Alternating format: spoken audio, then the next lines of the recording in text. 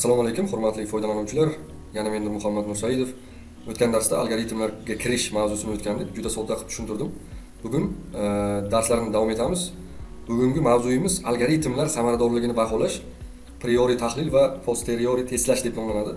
Bu qiyin eshitilishi mumkin, lekin buni men o'sha ilmiy tilda ham juda sodda hayotiy misol bilan ham tushuntirib o'taman, juda sodda tarzda. Algoritmlar va dasturlar sohasida juda muhim bo'lgan ikki tushuncha priori tahlil, analytical analysis va posteriori testlash, empirical testing deb nomlanadi. Va bu ikkita termin haqida bugun gaplashamiz. Bu ikki jarayon algoritm va dastur samaradorligini baholashda qo'llaniladi. Algoritm yoki dastur yozilganda uning samaradorligi, e'tibor berasiz, ya'ni bajarilish vaqti va xotira talab qilishi juda muhim.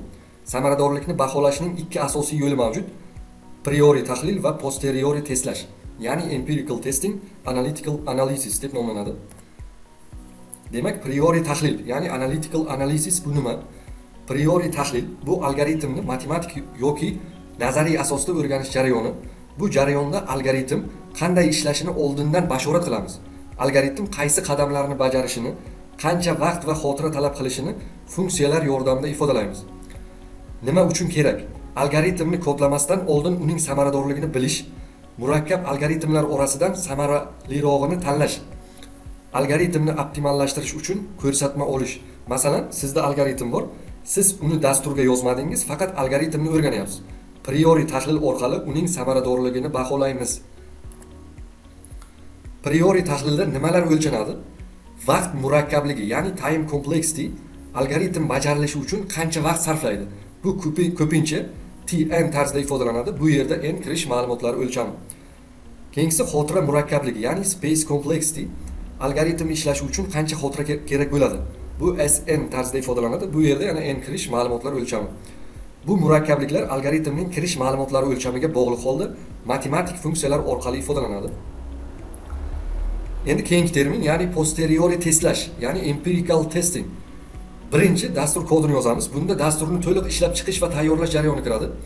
Ikkinchi bosqichda turli o'lchamdagi kirish ma'lumotlari bilan sinovlar o'tkazamiz. Dasturning turli sharoitlarda qanday ishlashini tekshirib olamiz. Uchinchi bosqichda dastur bajarilish vaqtini o'lchaymiz. Masalan, 3 sekund 150 millisoniya kabi aniq vaqt birliklarida. Keyingisi to'rtinchi bosqichda xotira ishlatilishini monitor qilamiz. Ya'ni yuqorida aytgan o'sha asosiy xotira ishlatilishini monitor qilamiz. Dastur qanchalik ko'p xotira ishlayotganini aniqlaymiz. Posteriori testlashda bu dastur yozilib, ishga tushirilgandan so'ng uning bajarilishini real sharoitda o'lchash jarayoni tushuniladi. Misol uchun, dasturni ishga tushirib, uning bajarilish vaqtini va xotira ishlatilishini aniqlaymiz. Mana bu yerda priori tahlil va posteriori testlash farqlari juda sodda tushuntirilgan. Nima tahlil qilinadi? Algoritm va dastur farqlari. Masalan, amalga oshirishda nazariy matematik tahlil algoritmda bo'lsa, amaliy dastur bajarilishining o'lchovi dasturda bo'ladi. Maqsadi, demak, algoritmda vaqt va xotira murakkabligini baholaydi. Dasturda haqiqiy bajarilish vaqt va xotirani o'lchash tushuniladi. Til va apparatga bog'liqlik, ya'ni algoritmda bog'liq emas, dasturda bog'liq bo'ladi. Natija, ya'ni vaqt va xotira funksiyalari, ya'ni TS, o'sha matematik funksiyalar orqali belgilanadi. Dasturda sekundlar, millisoniyalar, baytlar va aniq o'lchamlar. Qachon qo'llanadi? Algoritm loyihalashtirilayotganda, dastur esa dastur ishga tushirilgandan so'ng. Misol uchun, tahlil TN N2 ko'rinishda sinov 3 soniya 512 megabayt masalan tezkor xotira ishlatildi. Bunda masalan Word dasturida A harfini yozsak, mana shu yerda qancha millisoniya ishlatildi va bu tezkor xotirada saqlanadi. Ana shu narsa. Doimiy xotirani bilamiz. Tezkor xotira ma'lumotni vaqtincha saqlaydi. Doimiy xotira, ya'ni SSD, HDD ma'lumotni ko'proq vaqtga saqlab turadigan, demak, xotira turlari hisoblanadi. Bu yerda RAM deganda tezkor xotira tushunilyapti. Demak, vaqt va xotira murakkabligi. Demak, vaqt murakkabligi time complexity, bunda algoritm bajarilishi uchun talab qilinadigan vaqt funksiyasi. Misol uchun Tn teng n ga va Tn n2 ga, ya'ni Tn barobar logaritm n kabi bu algoritmning qadamlar sonini kirish ma'lumotlari o'lchamiga bog'liq holda ifodalaydi. Keyingisi xotira murakkabligi space complexity, algoritm ishida sarflanadigan xotira miqdori Sm ko'rinishda ifodalanadi. Bu algoritmning ishlashi uchun zarur bo'lgan qo'shimcha xotira hajmini ko'rsatadi. Algoritm bu til va apparatdan mustaqil. Eslab qolamiz shu yerda. Bu ma'lumotlar o'zbek tilida aniq o'sha asosiy manbadan olib, ilmiy va sodda tilda tarjima qilib tushuntiryapman. Eslab qolamiz. Algoritm bu til va apparatdan mustaqil, ya'ni u qaysi dasturlash tilida yozilishidan yoki qaysi kompyuterda bajarilishidan qat'iy nazar o'zining vaqt va xotira murakkabligini nazariy ravishda ifodalaydi. Dastur esa aynan bir tilda yozilgan kod, masalan C++dir. U aynan bir apparatda ishga tushiriladi. Shuning uchun uning bajarilish vaqti va xotira sarfi shu tizimga bog'liq bo'ladi. Tushunarli? Hozir buni sodda tilda ham misollar bor. Mana misollar bu ilmiy tilda misollar. Massivda barcha elementlarni yig'ish. Buni o'sha dasturlashga kirib kelayotganlar va o'rganayotganlar tushunadi.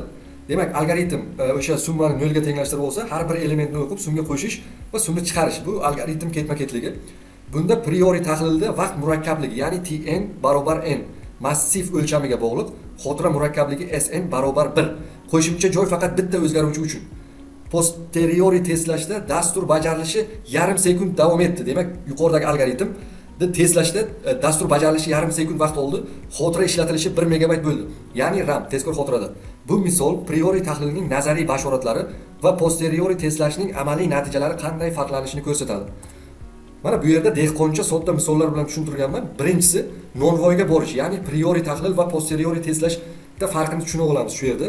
Demak, vazifa uyda non yo'q, nonvoyga borib non olish kerak. Priori tahlilda algoritm nazariyasi, ya'ni siz nonvoyga borish uchun ketma-ket qadamlarni yozdingiz. Birinchisi qiyinlik. Uydan chiqib yo'lga tushish taxminan 5 daqiqa. Yo'l uzunligi 500 metr, piyoda borish 10 daqiqa. Navbatda turish taxminan 3 daqiqa. Non sotib olish va qaytish 10 daqiqa. Bu qadamlarning har biriga qancha vaqt ketishini oldindan tahlil qilish, bu priori tahlil. Tushunarli? Mana shu nuqtaga e'tibor berasiz. Bu qadamlarning har biriga qancha vaqt ketishini oldindan taxmin qilish, bu priori tahlilga kiradi. Natija taxminan 28 daqiqa nonvoyga borib kelish va non sotib olish uchun ketadi. Endi xuddi shu misolda posteriori testlash, ya'ni dastur ishga tushishida siz haqiqatdan nonvoyga bordingiz va soat bilan o'lchadingiz. Nonvoyga borish, navbatga turish va qaytishga jami 30 daqiqa ketdi. Natija real vaqt 30 daqiqa bo'ldi. Priori tahlil taxminiga juda yaqin, tushunarli? Ikkinchi misol. Bog'ni sug'orish. Algoritm va dastur farqi. Vazifa har kungi bog'dagi 5 ta gulni sug'orish. Priori tahlil, ya'ni algoritmi, siz quyidagi qadamlarni yozdingiz. Har bir gulga suv quyish uchun 1 daqiqa kerak. 5 ta gul bor, shuning uchun jami 5 daqiqa vaqt ketadi. Sug'orishdan oldin suv idishini to'ldirish 2 daqiqa. Bu taxminiy hammaga har xil bo'lishi mumkin, lekin ana shu algoritmiga misol, ya'ni priori tahlilga. Natija har kuni 7 daqiqa sug'orish uchun kerak. Ana shu misolda posteriori testlash, ya'ni dasturda siz har kuni sug'orish vaqtini o'lchadingiz va real vaqt 9 daqiqa bo'ldi. Chunki ba'zan suv idishini to'ldirish uzoqroq yoki suvni olib kelish kerak bo'ladi. Masalan, tushunarli, qishloq joyda yoki shahar joyda suvni masalan krandan oldingiz, quduqdan tortdingiz yoki boshqa buloqlardan olib kelish misol bo'ladi dehqonchasiga. Xulosa, priori tahlil ishni boshlashdan oldin uni taxminan qanday bajarish mumkinligini oldindan baholash. Posteriori testlashda ish tugagandan keyin real natijani o'lchash. Mana shu yerda juda sodda tushunib olsalaring bo'ladi shu yerini. Ushbu misollar orqali nafaqat dasturchilar, balki kundalik hayotda har qanday soha vakillari ham priori tahlil va posteriori testlash nima ekanligini oson tushunadi. Menimcha hamma tushundi. Mana shu yerda asosiy nuqta. Buni ikkinchi mavzu qilganimiz, buni hali keyingi darslarda tushunasiz. Bu asosiy narsa. Qanday qilib priori tahlil qilishni boshlash mumkin?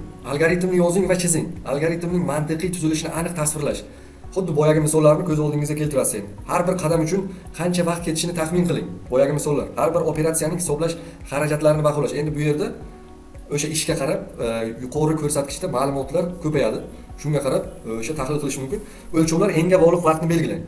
Kirish ma'lumotlari o'lchamiga qarab murakkablikni aniqlang. Natijani matematik ifoda sifatida yozing. Vaqt va xotira murakkabligi Tn va Sn ko'rinishida ifodalash. Priori tahlil algoritmini kodlashdan oldin uning samaradorligini tushunish uchun muhim qadam hisoblanadi. Xulosa, demak, birgalikda ishlash. Priori tahlil algoritm samaradorligini bashorat qilish uchun kerak. Posteriori testlash dasturning haqiqiy ishini ko'rsatadi. Optimallashtirish. Agar mos kelmasa, dastur optimallashtirilishi yoki algoritm qayta ko'rib chiqilishi kerak. Natijani solishtirish. Agar posteriori testlashdagi natija priori tahlilga mos kelsa, algoritm yaxshi ishlamoqda deb hisoblanadi. Tushunarli? Priori tahlil algoritmga nisbatan nazariy baholash. Posteriori testlash dasturga nisbatan amaliy o'lchov. Algoritmlar til va apparatdan mustaqil, dasturlar esa bog'liq bo'ladi. Mana shu nuqtani ham eslab qoling, yozib oling. Tushunarli? Demak, barchaga rahmat. Ikkinchi darsimizga o'sha ko'rganlarga rahmat. Agar tushunmasangiz, o'sha sun'iy intellektlarga ham yozib tushunishingiz mumkin, lekin juda sodda qilib tushuntirdi deb o'ylayman. Hali matematik funksiyalarga uncha nima asosiy vaqtni ajratmayapman, chunki hali buni sodda dehqonchasiga tushuntirib ketishimiz kerak, chunki algoritm mavzusi bu agar mana shunaqa sodda qilsak 100 dan ortiq dars bo'ladi va buni men xudo xolasa oxirigacha tushuntirishga harakat qilaman. Inshaalloh. Barchaga rahmat, salomat bo'ling.